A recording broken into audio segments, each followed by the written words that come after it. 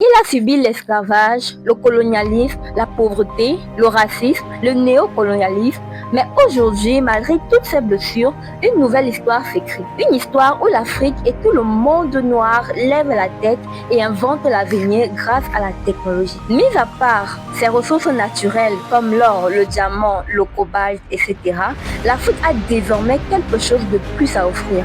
L'or numérique. Contrairement en 2010 où le continent ne comptait que moins de 30 hubs technologiques, aujourd'hui en 2025, l'Afrique compte plus de 600 hubs technologiques actifs. Et pour ceux qui ne savent pas c'est quoi un hub technologique, c'est simplement un immense projet qui consiste à créer un centre de développement digital. Aujourd'hui, on a plus de 600 endroits dans le monde noir où des jeunes comme toi et moi inventent des applications, créent des robots, des solutions pour la santé, l'agriculture, la musique, les paiements, des solutions durables pour les sociétés. Dans cette vidéo, je vais vous citer les 5 plus grands projets de hub numérique en Afrique déjà actifs et qui ont déjà de très grands résultats et un impact colossal dans le monde noir. Le premier hub technologique est la Silicon Savannah à Nairobi au Kenya. Alors le Kenya était pionnier avec M-Pesa, qui est un service de paiement mobile lancé en 2007. On parle de plus de 77 millions de comptes mobile money enregistrés au Kenya et dans la région. Le mobile money contribue à environ 8,6% du PIB kenyan et une étude du MIT a montré que M-Pesa a permis à 2% des ménages de sortir de l'extrême pauvreté. Ce qui signifie qu'une vendeuse de légumes peut recevoir des paiements sans avoir de compte bancaire. Des familles peuvent recevoir de l'argent de la diaspora directement sur leur téléphone.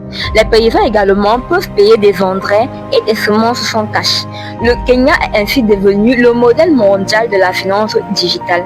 Même certains pays s'en inspirent pour pouvoir se développer. Le deuxième hub technologique est le Yabakon Valley à Lagos au Nigeria. Lagos, qui est l'une des villes les plus peuplées d'Afrique avec plus de 20 millions d'habitants, est également le cœur de l'innovation numérique africaine.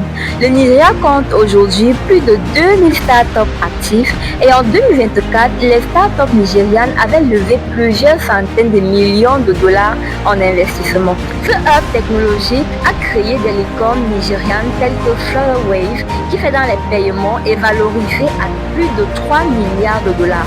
Paystack qui a été racheté par Stripe pour 200 millions de dollars et Andela qui dispose aujourd'hui d'un portefeuille client à l'échelle mondiale.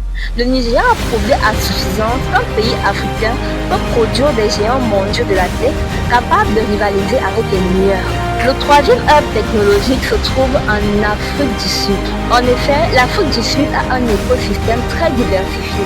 De la fintech au gaming, passant par le e-commerce et la deep tech, des centaines de startups sont recensées à Johannesburg et à Cape Town. Le pays abrite Naspers, qui est l'un des plus grands investisseurs technologiques mondiaux. Le secteur du e-commerce croît à plus de 15% par an. C'est énorme. Des plateformes comme Takealot livrent dans des townships et créent des milliers de micro-emplois de livraison. Des initiatives telles que Coding Schools dans les zones défavorisées permettent également de former plusieurs jeunes issus de familles pauvres afin qu'ils deviennent des développeurs. On recense également des startups en santé digitale qui permettent de faire de la consultation médicale via le téléphone pour des zones rurales. L'Afrique du Sud est l'un des leaders continentaux qui attire des capitaux mondiaux et montre que l'Afrique peut être un marché innovant, pas seulement consommateur. Quatrième hub technologique, la Kigali Innovation City.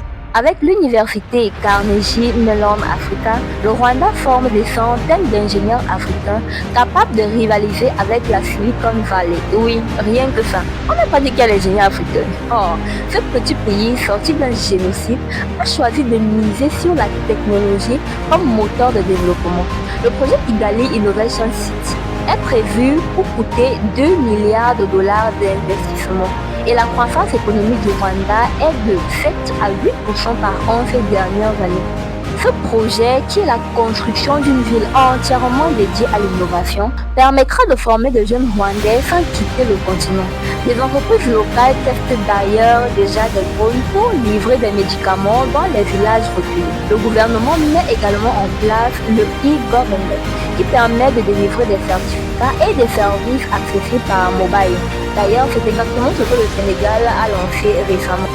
On dirait bien que le Rwanda est bien parti pour devenir en quelque sorte le Singapour africain.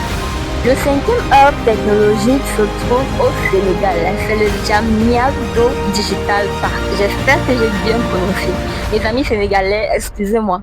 Le Sénégal a lancé un parc numérique avec son propre data center national. Oui, quand j'ai vu ça, j'étais hyper contente. Parce que le projet permettra de stocker nos données en Afrique et de ne plus dépendre uniquement de l'Europe ou des États-Unis. On parle de plus de 70 millions de dollars investis dans un parc de plus de 25 hectares, financé en partie par la Banque africaine de développement. Le projet en question aura un impact énorme pour la société. Les données de santé, d'éducation et d'administration restent au Sénégal, ce qui renforce la souveraineté numérique, augmente la création d'emplois pour les jeunes ingénieurs, les techniciens ainsi que les start-upers. Et nos jeunes start-upers locaux pourront également se spécialiser en e-santé et en e-commerce sans avoir à se déplacer. Malgré toutes les épreuves de ma race en particulier dont je suis très fière, nous ne cessons de nous développer.